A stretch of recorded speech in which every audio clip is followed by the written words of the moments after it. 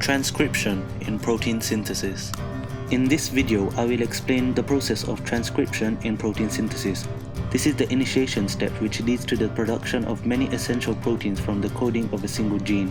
The understanding of this process is important in engineering as it allows them to figure out which genes are responsible for specific proteins.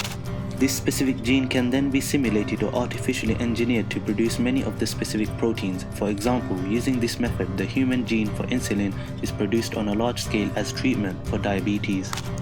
In a body cell inside the nucleus, there is DNA. Each DNA is made up of two strands joined by hydrogen bonds between complementary bases. These bases are adenine, thymine, guanine, and cytosine. Adenine always bonds with thymine and cytosine always with guanine. An enzyme called DNA helicase breaks these hydrogen bonds and splits the two strands of DNA. One of the strands is used to produce something called mRNA. This strand is called the template strand. In the nucleus, there are lots of free RNA nucleotides. These contain bases. There is also an enzyme called RNA polymerase.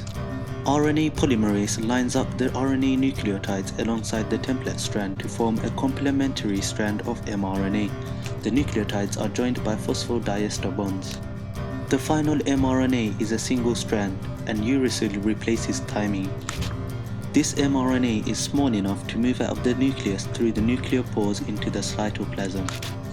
This is a summary of the process of transcription in protein synthesis.